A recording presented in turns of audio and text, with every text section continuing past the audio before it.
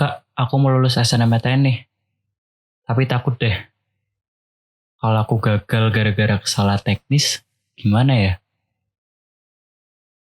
Kira-kira apa aja sih yang bikin aku gagal lulus SNMPTN? Untuk menjawab pertanyaan-pertanyaan kalian itu, aku udah menyiapkan jawabannya di video ini. Jadi langsung aja kita tonton videonya. Tapi sebelumnya, intro dulu.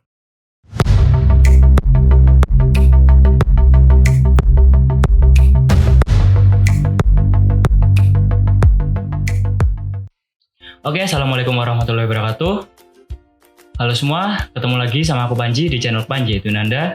Pertama-tama aku mau ngingetin dulu buat kalian yang baru pernah berkunjung ke channel ini, jangan lupa buat subscribe dan nyalakan lonceng notifikasinya agar kalian bisa menjadi pendengar pertama setiap aku upload video baru.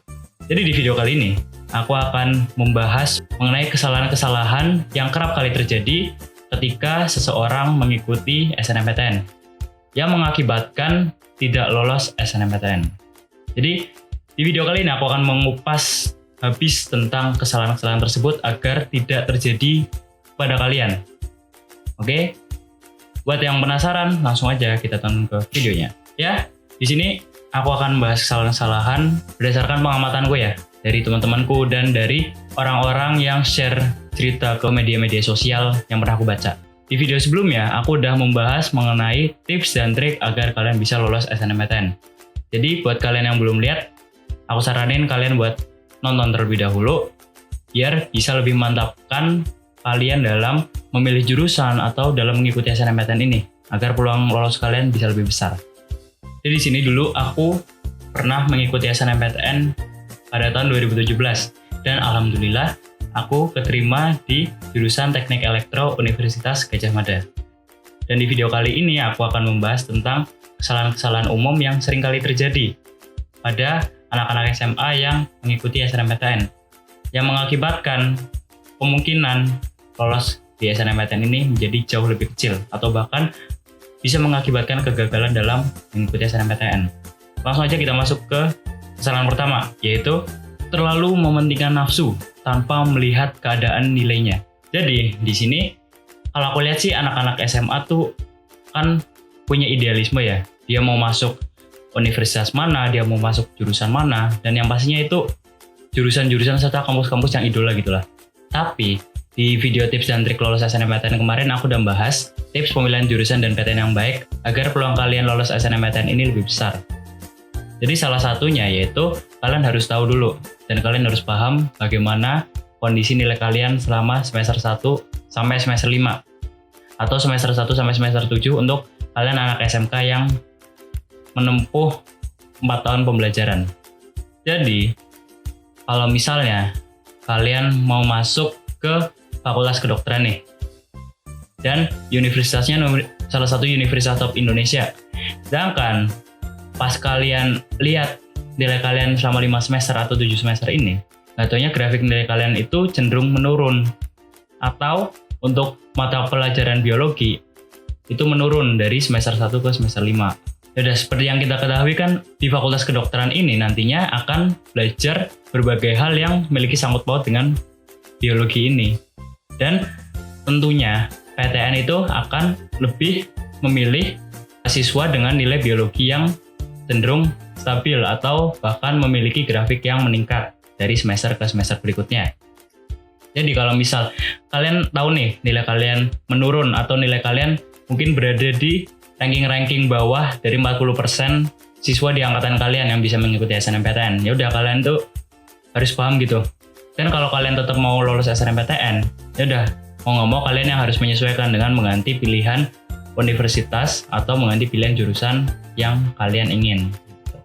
Tapi kalau kalian tetap mementingkan pilihan kalian tanpa melihat keadaan kalian, ya udah mau nggak mau peluang kalian untuk keterima di SNMPTN ini jauh lebih kecil, karena tentunya PTN akan lebih memilih anak dengan nilai yang lebih tinggi serta konsistensi yang lebih tinggi pula untuk bisa lolos ke universitasnya atau jurusannya gitu.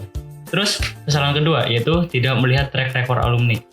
Jadi di sini misal kalian udah membuat grafik nilai kalian dan nggak taunya grafiknya itu cenderung stabil atau bahkan naik. Terus kalian udah menentukan nih jurusan dan universitas yang akan kalian pilih.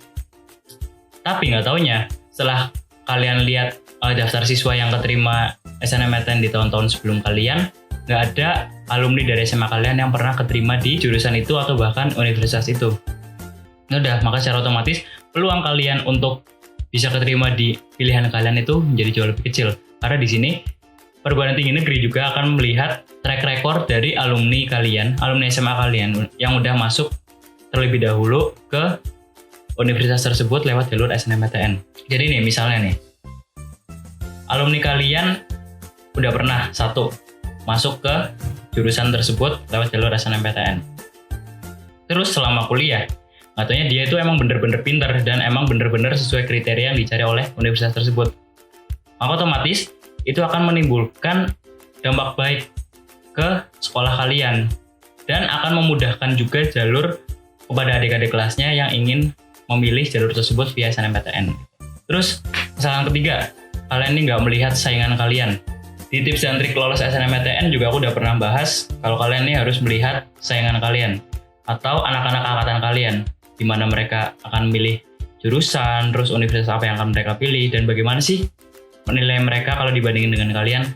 Jadi kalau misal ada teman kalian yang milih universitas bahkan jurusan yang sama dengan pilihan kalian, tapi nilai dia itu cenderung lebih tinggi daripada kalian, tapi kalian tetap kekeh nih mau saingan sama dia, ya udah otomatis kesempatan kalian buat lolos di SNMPTN di pilihan kalian itu akan menjadi jauh lebih kecil. Karena aku kan udah sering bilang, PTN itu pasti memilih anak yang memiliki nilai yang lebih tinggi gitu.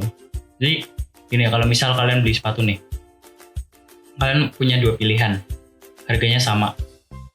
Yang satu lebih bagus kualitasnya, tapi yang satu kok kayak solnya gampang copot. Tentu kan kalian akan memilih sepatu yang masih kokoh gitu, yang bahan-bahannya lebih bagus dari sepatu yang satunya dengan harga yang sama. Di sini sama perumpamaannya dengan PTN yang akan menyeleksi kalian dan teman kalian di SNMPTN ini. Jadi istilahnya apa ya, kayak kalian kan sama-sama memperebutkan satu kursi gitu. Untuk mengisi satu kursi ini tentunya PTN ini akan lebih memilih siswa dengan nilai yang lebih baik daripada siswa lainnya. Nggak mungkin dong PTN ini akan memilih siswa yang nilainya lebih rendah, sedangkan siswa yang nilainya lebih baik itu banyak daripada dia, dan itu dibuangkan nggak mungkin. Logikanya kayak gitu aja. Jadi kalau misal kalian mempunyai saingan yang milih pilihan yang sama, tapi nilai dia itu lebih tinggi dari kalian, ya udah mau nggak mau kalian harus mengalah atau mengganti jurusan atau universitas agar kalian tetap bisa lolos SNMPTN. Terus kesalahan keempat yang sering kali terjadi adalah lupa mengunggah sertifikat. Jadi sertifikat di sini itu cukup penting ya untuk memberikan nilai tambah kepada kalian apabila ingin lolos SNMPTN.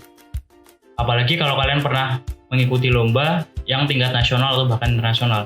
Itu akan sangat berpengaruh hasil seleksi universitas yang kalian pilih ini untuk memilih kalian di seleksi ini. Terus kesalahan terakhir yang sering kali terjadi pada siswa SMA yang sedang menempuh jalur SNMPTN ini adalah kesalahan-kesalahan administratif, seperti salah upload foto atau salah ngisi data-data yang dibutuhkan di sistem informasinya SNMPTN, di webnya SNMPTN ini. Tentunya akan mempengaruhi bagaimana PTN tersebut menilai kalian sebagai calon mahasiswa yang ingin mendaftar di PTN mereka gitu. Jadi kalau bisa, sebelum kunci data, kalian harus benar-benar memastikan bahwa semua data ini udah terisi dan terisinya ini dengan benar. Menurutku di saat ngisi data ini jangan pernah bercanda gitu deh, kayak misal kalian upload foto yang nggak sesuai ketentuan, atau malah upload foto anime, atau upload foto kartun, upload foto idola kalian tuh jangan deh. Karena ini kan harusnya serius ya, jadi kalian, saranku juga harus serius dalam mengisi data tersebut. Jangan pernah menyepelekan pengisian data. Oke, segitu aja video kali ini tentang kesalahan-kesalahan yang sering terjadi pada saat mendaftar SNMPTN. Semoga isi video ini bermanfaat dan bisa membuat peluang kalian untuk lolos SNMPTN ini semakin besar. Dan aku ingetin sekali lagi, jangan lupa buat like, komen, dan subscribe channel ini. Serta terima kasih buat kalian yang udah nonton video ini dari awal sampai akhir. Sekian dari aku. Wassalamualaikum warahmatullahi wabarakatuh.